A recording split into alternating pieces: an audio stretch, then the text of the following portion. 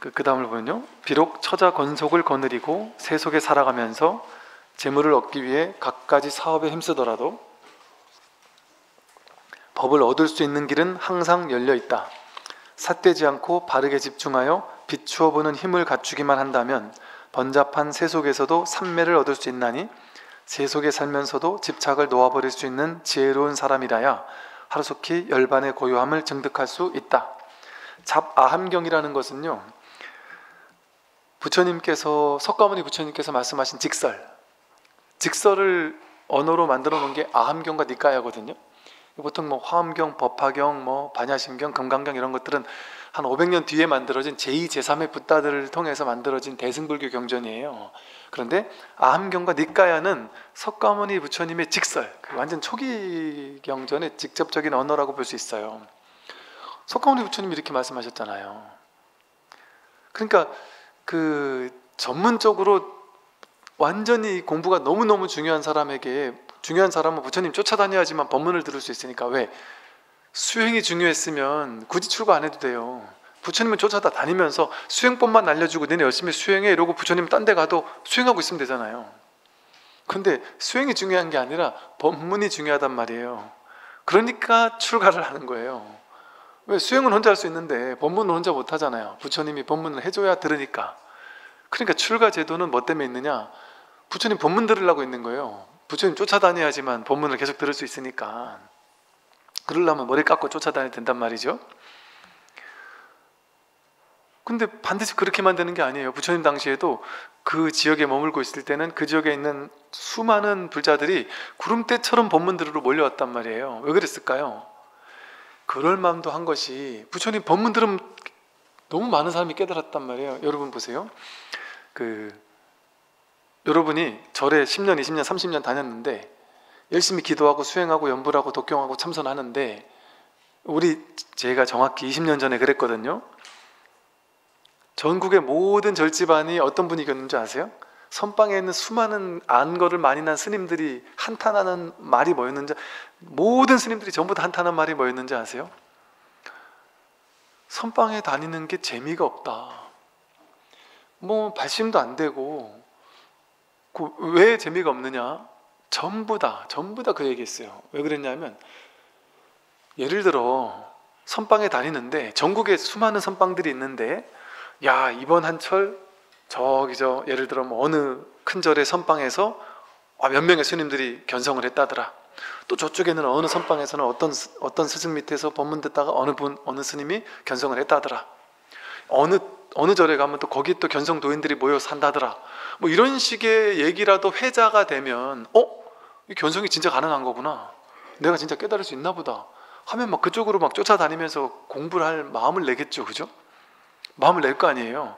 그런데 애석하게도 지금 10년, 20년 이전만 해도요, 스님들 사이에서, 선방 다니는 스님들 사이에서 했던 말이 그러니까요. 너무 허탈해서 공부를 못하겠다. 공부해서 견성했다는 사람을 눈 씻고 봐도 찾아볼 수 없으니까. 근데다가 선방에 오래 다닌 스님들은 나름의 어떤 이 공부했던 안목들이 나름은 좀 있잖아요. 완전히 깨닫지 못했더라도 어느 정도의 안목이 있다 보니까, 저는 이제 그분들 말을 들어보니까 다들 뭐라 하는 줄 아세요? 우리가 알고 있는 큰 스님 있잖아요. 우리가 뭐 조실 스님이니 뭐 이렇게 큰 스님이, 이렇게 유명한 큰 스님도 있단 말이에요. 그럼 저는 20년 전에 유명한 큰 스님들은 전부 다 깨달은 도인이라고 생각했어요. 근데 제가 출가하고 나서 선방 스님들을 만나고 보니까, 그 선방 스님들이 뭐라 하시냐면 도인 아니라는 거예요. 도인이라고 인정할 수 없다. 그게 어떻게 도인이냐, 인정이 안 된다, 그건 도인 아니다, 이런 얘기를 너무 많이 하더란 말이죠. 그러니까 스님들 사이에서 그분은 진짜 도인 아니야, 그분은 진짜 도인 아니야, 그분 진짜 도인 아니야, 이런 얘기가 너무 많다는 거죠. 그러니까 당신들이 쉽게 말해 그 스승에 대한 믿음이 없는 거예요. 그 믿음이 없을 만한 뭔가가 있으니까 그랬을 수도 있겠죠. 그죠? 그러니까 그렇다 이게 다 그러진 않을 거야 아마. 왜냐하면 지금도 제가 지금에 와서 보니까 그때를 살다간 분명히 깨달은 선지식들이 계셨단 말이에요. 근데 그분들은 반드시 유명하진 않을 수도 있어요. 이름이 없을 수도 있고, 아는 사람 사이에서만 알려지는, 그렇게 살다가 그냥 혼자 조용히 그 산에 살다가 오는, 그것도 그분을 보고서는 그분의 법이 진짜다라고 알아주는 소수의 제자들만 찾아가는 그런 노인들이 있었단 말이에요. 그러다가 다 떠나갔단 말이에요. 근데 그런 걸 봤을 때는 진짜 우리가 안목이 없으니까 못 본 건 맞아요. 근데 어쨌든 수많은 스님들 사이에서 그런 얘기가 회자됐을 정도니까 어떻겠어요? 스님들 사이에서도 패배감, 열패감, 이거 공부해도 못 깨달아. 깨닫는 건 원래 어디 저 전설적인 얘기야. 부처님 당시나 뭐 깨달았지, 이 사람이 깨닫는다고 말이 돼? 열심히 기도하는 거지. 열심히 수행하다 보면 다음 생, 그 다음 생 억겁을 윤회하다 보면 언젠가 부처 되겠지. 그러니까 신도님들 전부 다 그걸 믿고 있는 거죠. 그러니까 신도님들은 더욱더 어떻겠어요? 그냥 우리는 선방에 문고리나 한번 잡으면 땡큐고 스님들 뒷바라지나 하면 좋은 거지. 그리고 기도나 하면 되는 거지. 이런 마음이 한국 불교를 이렇게 딱 지배하고 있었단 말이죠. 쉽게 말해. 그러니까 이게 신심이 나겠어요? 신심이 안 나는 거예요. 그냥 기복적 신심만 있는 거예요. 그러니까 열심히 기도하면 뭐 대학 보낼 수 있다더라. 열심히 기도하면 돈도 벌 수 있다더라. 이런 게 이제 더 혹하죠. 왜? 깨달으면 일단 제외니까, 제껴나오니까. 그랬다니까요. 한동안. 그런데 이게 내가 진짜 깨달을 수 있구나. 이런 확신이 들기 시작하면 공부가 완전 달라지기 시작해요. 그때부터. 나도 깨달을 수 있겠구나. 나도 내가 누군지 확인할 수 있겠구나. 이게 어려운 게 아니었구나. 누군 할 수 있는 거구나라는 식으로 의식이 확 바뀌어버리면 어떻겠어요? 공부 자세가 완전히 달라지죠. 신심이 완전히 달라지죠. 그거는 정말 여러분 기복적 신심과 이 깨달음에 대한 그 간절함에 대한 그 신심은 그 차원을 달리하는 신심이에요. 유치원생의 신심과 이게 학년으로 나뉘긴 뭐하지만 이 차원이 달라요. 이거는 상상할 수 없는 강렬한 그 발심이 되거든요. 그래서 지금의 시대가 놀라운 거예요. 그리고 너무 급격하게 이 전환이, 이런 어떤 전환이, 공부의 전환이 너무 급격하게 되고 있는 게 놀라 자빠질 지경이라니까요. 그래서 부처님 당시도 이렇게 말했잖아요. 부처님이 직접 말씀하신 거, 실제 부처님 당시 이랬고, 수많은 제가자들이 부처님, 쉽게 말해 부처님 떴다 해버리면은 부처님이 무수히 많은 우리나라 땅덩어리 몇 배 되는 그 넓은 땅덩어리를 돌면서 법문을 하셨잖아요. 마가다구, 코살라구구라는 두 거점을 중심으로 왔다 갔다 하면서 큰 도로마다, 큰 도시마다 다니면서 도시마다 절이 있었고, 그곳에 가면은 뭐 모르긴 해도 몇 날 며칠씩, 길게는 몇 달씩 머물러서 법문을 설하지 않았겠어요? 그러면 그 당시는 어떤 느낌이었겠어요? 신도님들이 부처님이 오면 부처님 법문만 들으면 깨달을 수 있어. 그러면 구름대처럼 몰려들지 않았겠어요? 스님들만 몰려들었겠습니까? 왜냐하면 경전에 나오잖아요. 제가자분들이 부처님 법문 듣고 몇 명이 아라한가를 증득하고 몇 명이 아나한가를 증득했다. 이런 얘기가 항상 나오니까. 이 말은 법문 들으러 갔다 하면 그 자리에서 몇 명씩 깨달았다는 소리거든요. 어찌 보면. 그러니까 이게 검증된 깨달음 아니에요. 부처님 당시는. 그러니까 얼마나 많은 사람들이 구름대처럼 몰려들었겠어요. 그런데 그럴 수밖에 없는 게 부처님은 여기만 계속 계실 게 아니거든요. 왔다 갔다 하실 분이거든요. 근데 이건 버스나 기차나 비행기가 없어가지고 한번 떠나면 언제 올지 알 수가 없는 거예요. 알 수가 없는 거예요. 코살라고를 한번 떠나면 마가다고까지 가는 데만 몇 날 며칠 몇 달이 걸릴 건데 몇 년 있다 돌아오지 않겠어요? 한 2, 3년은 있어야 오지 않겠어요? 그러면 그 허망함을 말로 표현할 수 없을 거 아니에요, 사람들이. 부처님이 왔을 때 정말 내가 아직 부처님 떠나기 때까지 내가 못 깨달았다면, 그런데 주변에 한 달 부처님 머무신 동안 다 깨달은 사람이 있다. 그럼 저 사람 깨달았다더라 이런데 부처님이 내일 가신다는데 난 오늘도 못 깨달았어요. 그거 얼마나 억울하겠어요. 얼마나 허망하겠어요. 그러니까 여기에 간절한 사람은 안 되겠다 하고 쫓아가지 않겠어요? 출가해서 쫓아가죠. 그러니까 그렇게 간절함이 있으니까 공부가 됐단 말이죠. 그래서 부처님도 그렇게 말씀하셨단 말이에요. 처자 권속을 거느리고 세속에 살아가더라도 또 재물을 얻기 위해 갖가지 사업에 힘쓰더라도 상관없다 그랬잖아요, 부처님이.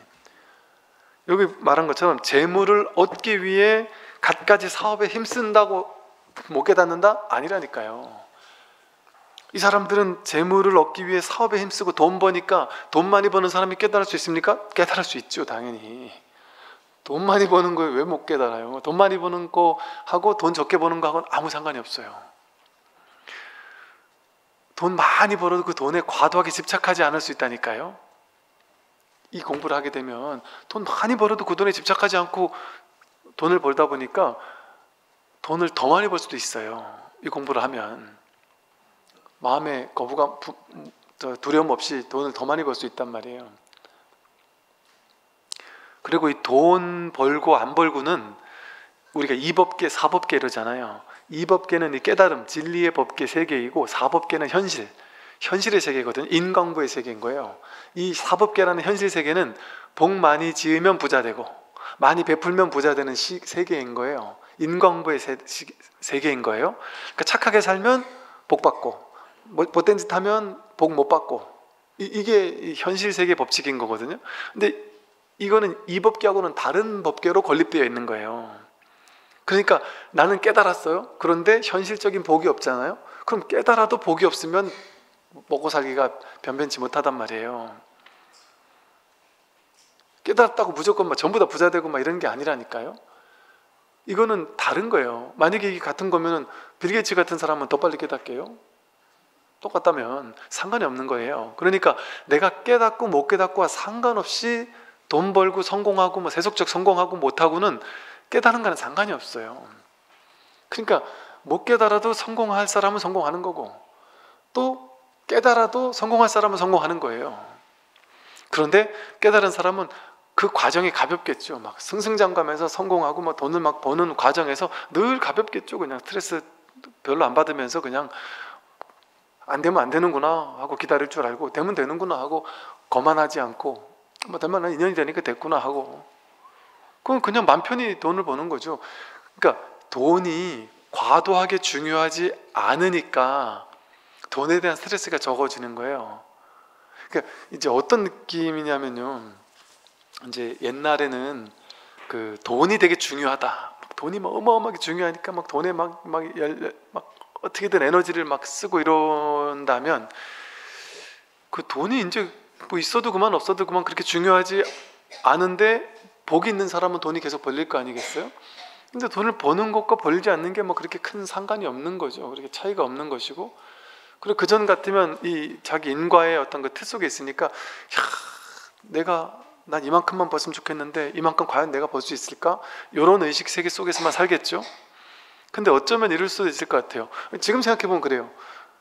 우리는 자기 한계, 자기 업의 한계에 갇혀 있으니까 내가 열심히 벌면 몇 억은 벌 수 있지 않을까? 우리 인생 금생에 뭐 잘만 하면 막 몇십억 대는 벌 수 있지 않을까? 뭐 좀 부자인 사람은 몇백억, 몇천억 대는 벌 수 있지 않을까? 이 정도로 생각할 거 아니겠어요?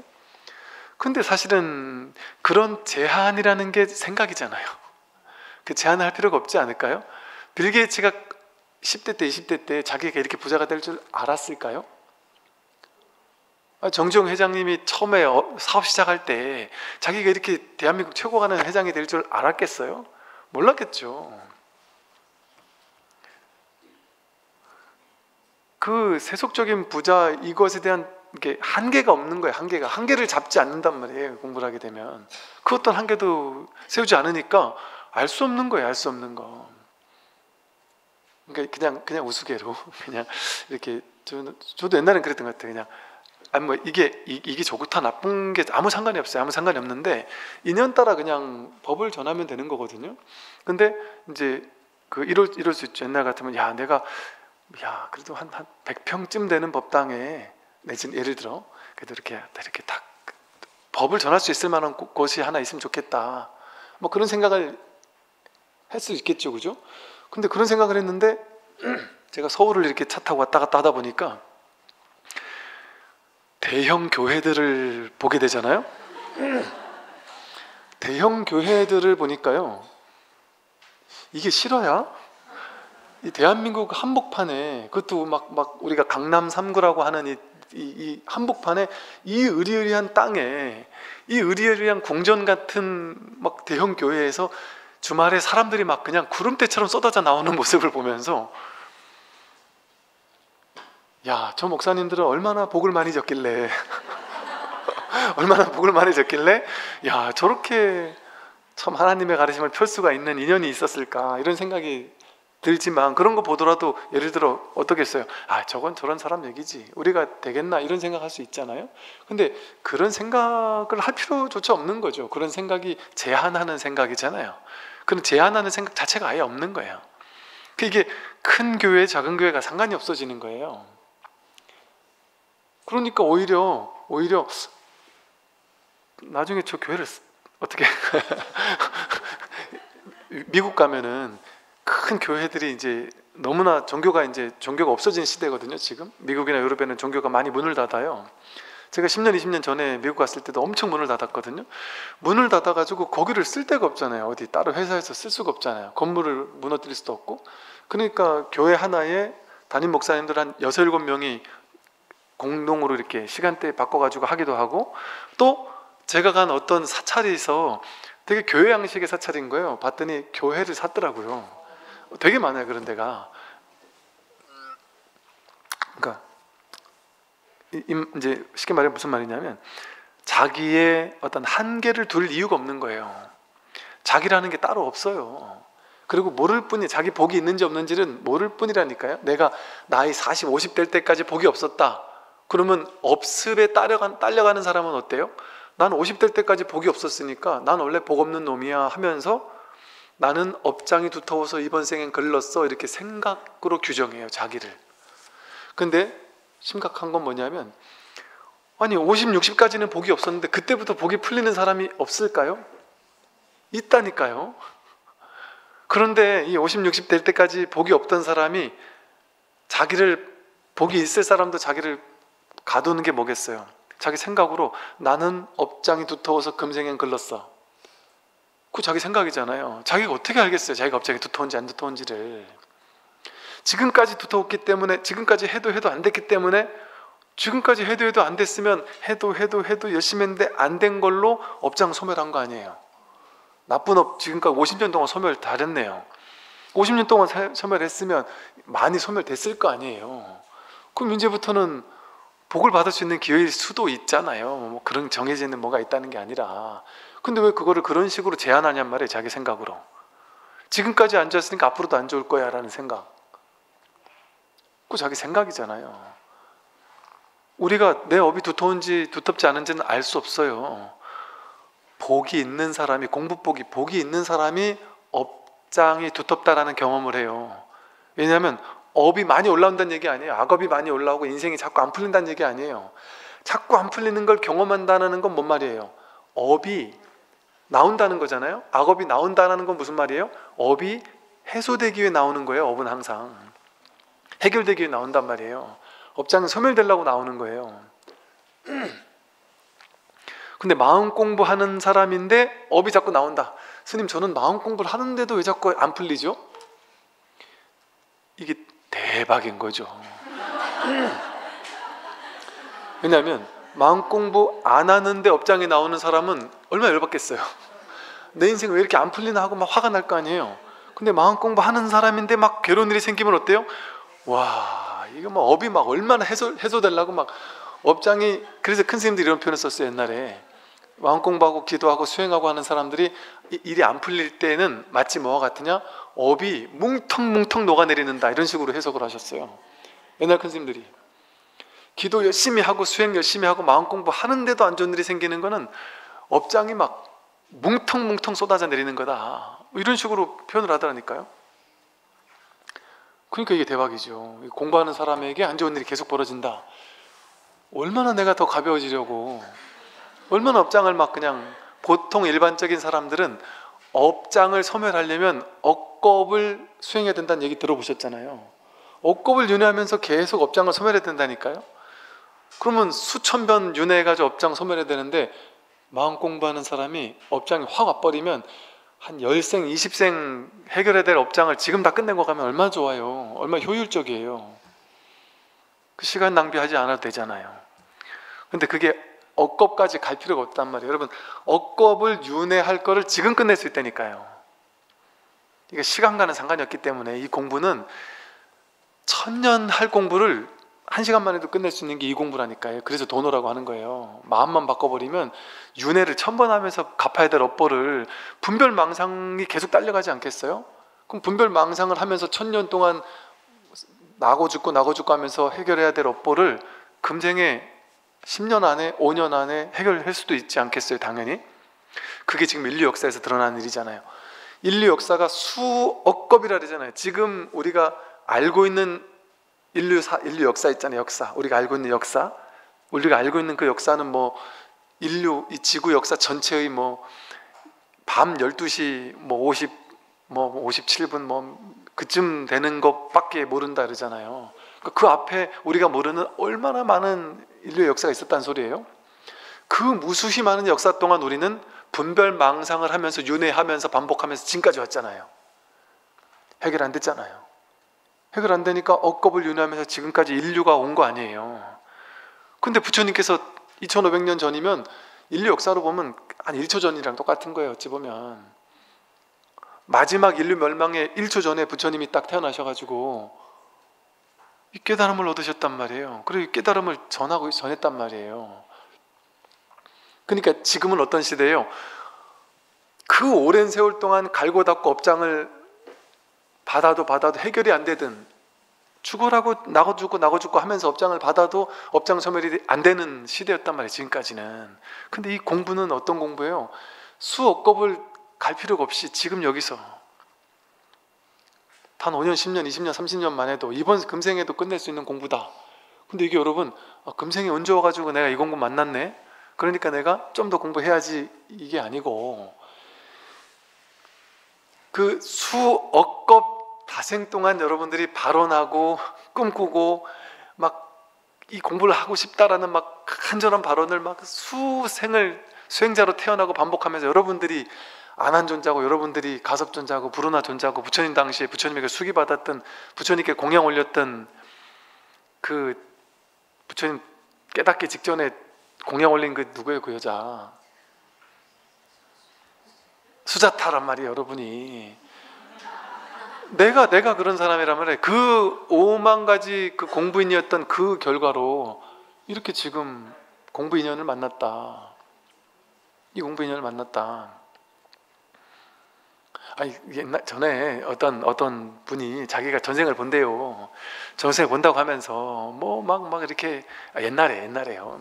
막 전생을 본다 그러면서 뭐 얘기를 해주는데 저보고 제가 그때 대학교 다닐 때인데 저보고 막 제 전생을 막 그럴싸하게 얘기해 주는 거예요. 막 엄청 막 기가 막힌 훌륭한 사람인 것처럼 막 전생 얘기를 해주고 막 부처님을 옆에서 시봉했던 사람이고 어쩌고 하면서 엄청나게 거룩하게 얘기해 주더라고요. 그래서 제가 어깨가 막 힘 딱 들어가가지고 우와 그럼 그렇지 내가 이런 사람이었구나. 근데 나중에 알고 봤더니 그 사람이 이 사람 저 사람 만나가지고 그때 이제 우리 다 공부하는 사람들이 많았으니까 이분한테도 그 비슷한 얘기를 해줬고 뭐 그런 얘기를 여기저기서 여러 명한테 했더라고요. 그래서 좀 기분 나쁘더라고요. 근데 가만히 보니까 그 말이 무슨 말이겠어요.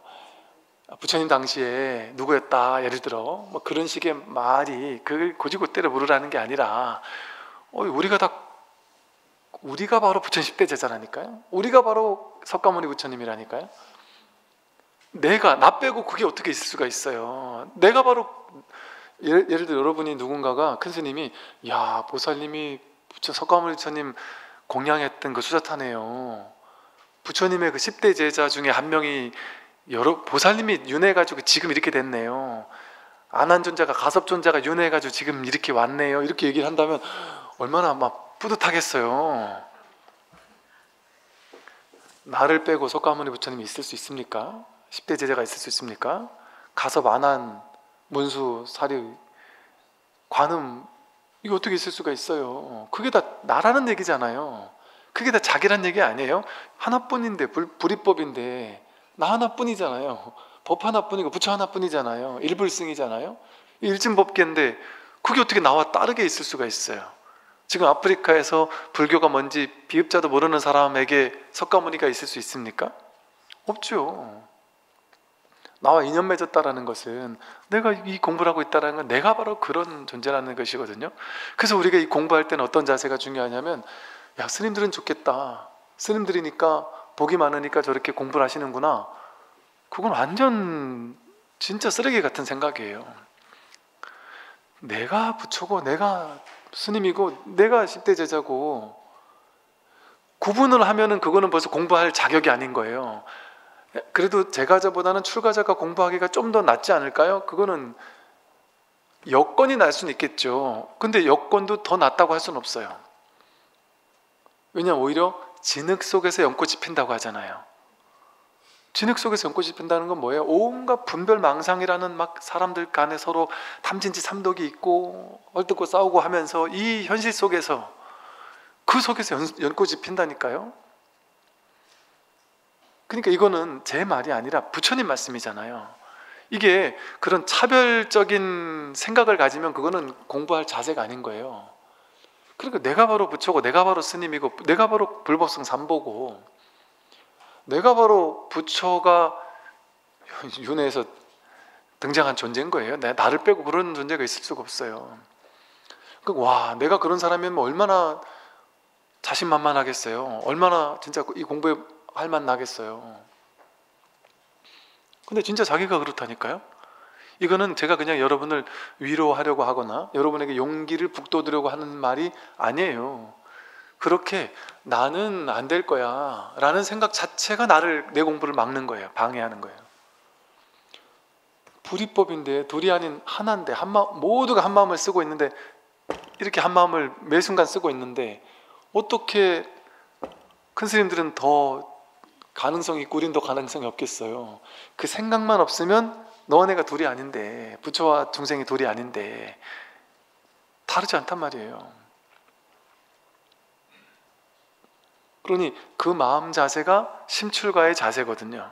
그 마음 자세가 있으면 누구나 깨달을 수 있는 거, 이 공부는 차별이 없어요. 그래서 재물을 얻기 위해 갖가지 사업에 힘쓰더라도 상관없어요. 법을 얻을 수 있는 길은 항상 열려 있다. 항상 열려 있어요. 항상, 매 순간. 그게 언제일지는 알 수 없어요. 근데 이건 항상이에요. 언제 있을 줄 알 수가 없는 거예요. 근데 막 생각으로 오늘은 좀 어떻게 안 될까? 오늘은 좀 어떻게 안 될까? 막 자꾸 그런 생각을 하고 다니면 안 돼요. 오히려 그런 생각 내려놓고, 언제일지 모르지만 나는 그냥 하여간 이 공부에 매진하겠다, 순수한 생각을 가지고, 마음을 가지고, 발심을 가지고 공부하는 거죠. 삿되지 않고 바르게 집중하여 비추어 보는 힘을 갖추기만 한다면, 석가모니 부처님 말씀이에요. 뭐만 하면 삿되지 않게. 뭐가 삿된 거예요? 분별이 삿된 거예요. 불교에서는. 불교에서 보면 초기 불교 경전에 선법, 악법 나오잖아요. 선법을 쟁장하고 선법은 계속 되도록 노력하고 악법은 하지 않도록 노력하는 걸 정진바람일이라고 하거든요. 그러니까 사정근이라 해서 정진의 4가지가 있어요. 37조도품 중에. 그게 아직 생겨나지 않은 좋은 일은 선법은 더 생겨나게 하고, 이미 생겨난 선법은 더욱더 생겨나게 하고, 또 이미 생겨난 악법은 없어지도록 하고, 생겨나지 않은 악법은 앞으로 나오지 않도록 한다. 그게 사정근이거든요. 그리고 선법, 악법이 뭔지 아세요? 불교에서는 다 다른 말이 없어요. 선법은 분별하지 않는 게 선법이에요. 선악을 둘로 나누어 가지고 착한 일을 많이 하라는 소리가 아니에요. 악법은 분별하지 않는 게 악법이에요. 분별하는 게 악법이에요. 분별을 내려놓는 게 악법을 하지 않도록 하는 거고, 선법을 증장시킨다? 분별하지 않는 게 선법을 증장시키는 거예요. 그러니까 선법을 증장시키고 악법을 증장시키지 않도록 하는 게 정진바람일이죠. 그러니까 정진바람일이 착한 일 많이 하고 나쁜 일 하지 않는 게 정진바람일이겠어요? 불교가 그렇게 막 착한 일 많이 해라, 나쁜 일 하지 마라 이런 얘기하는 종교가 아니잖아요. 선악이 둘이 아니다는 얘기를 하는 종교인데, 그러니까 불교에서 말하는 선법, 악법이 바로, 그래서 선법이라고 하는, 금강경에도 선법 나오거든요. 선근 공덕을 쌓는다 이런 말이 나와요. 선근을 증장시킨다 이런 말이 나와요. 그런데 산스크리트 원본을 찾아보면은 그 선법이라는 말의 원 단어가 뭐냐 하면 사띠인 거예요. 사띠, 알아차림. 선법이라는 거는 알아차림이에요. 즉 왜 알아차림이 사띠겠어요? 선법이겠어요? 분별망상에 올라올 때 분별망상을 알아차리는 거, 그걸 선법이라고 해요. 그러니까 선근공덕을 쌓는다는 건 분별이 올라왔을 때 분별이 올라왔다라는 걸 잘 관찰하는 거예요. 알아차리고 그 끌려가지 않는 연습, 그게 선법을 증정하는 거예요. 착한 일 많이 베푸는 게 아니고. 그래서 삿되지 않고, 즉 분별망상을 하지 않고 바르게 집중하여, 바르게 집중한다는 건 뭐예요? 바르게 분별에 집중하는 게 아니겠죠. 분별 아닌 거에 집중하는 거죠. 그러니까 분별에 집중하지 않도록 하기 위해서 부처님은 이 집중을 잘하도록 하기 위해서 집중할 수 있는 방편으로 대상을 만들어줬단 말이에요. 사념처라고 해서 삿띠, 알아차릴 수 있는 대상. 사실 이게 통으로 알아차림 뿐인데 그렇게 하니까 사람들이 이해를 못하니까 처음에 방편을 써가지고 신수신법을 알아차려라 이런단 말이에요. 왜? 신념처, 몸을 알아차리는 게 제일 쉽잖아요. 우리가 한 생각도 일으키지 않고 삿되지 않게 분별하지 않고 생각을 탁 내려놓고 그리고 가만히 있으면 어떻게 바르게 집중해요? 몸에 집중한단 말이에요.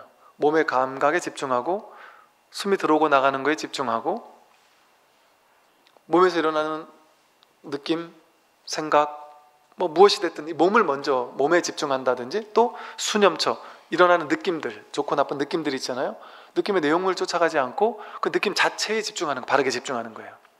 분별하지 않고 마음에서 온갖 마음 상태가 일어날 거 아니에요. 뭐 좋다 나쁘다 옳다 그르다 뭐 들뜨는 마음, 온갖 마음들이 일어날 때마다 그 마음이 일어났다라는 거를 알아차리라는 거예요. 그게 바른 집중이거든요.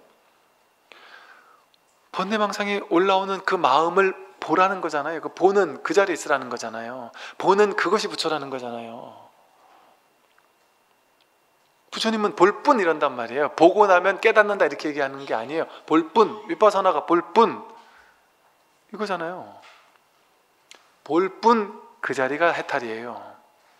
보고 나면 윗바사나를 하고 나면 그 결과 부처가 된다 그 소리가 아니에요. 그러면 둘로 나누면 이법이잖아요. 바른 불법이 아닌 거예요.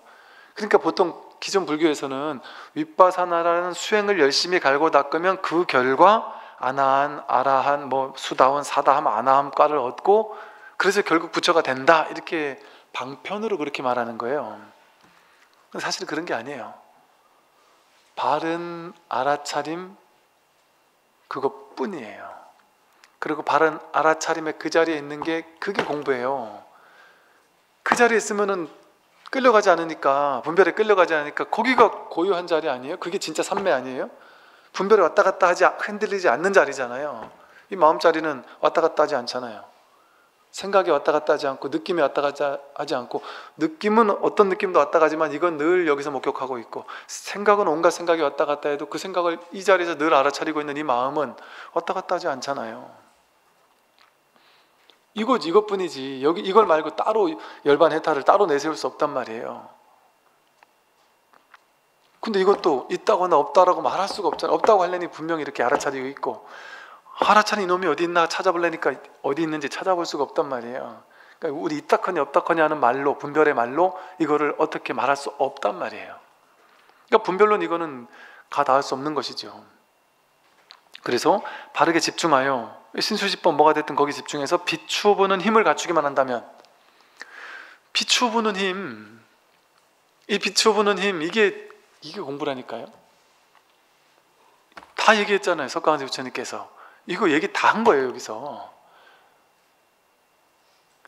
비추기만 한다면 번잡한 세 속에서도 삼매를 얻을 수 있다. 무슨 삼매? 왔다 갔다 하는 삼매가 아닌 거예요. 외도의 삼매가 아니에요. 외도의 삼매는 선정할 때는 삼매 들었다가 선정해서 나오면 삼매가 깨지는 게 외도의 삼매거든요.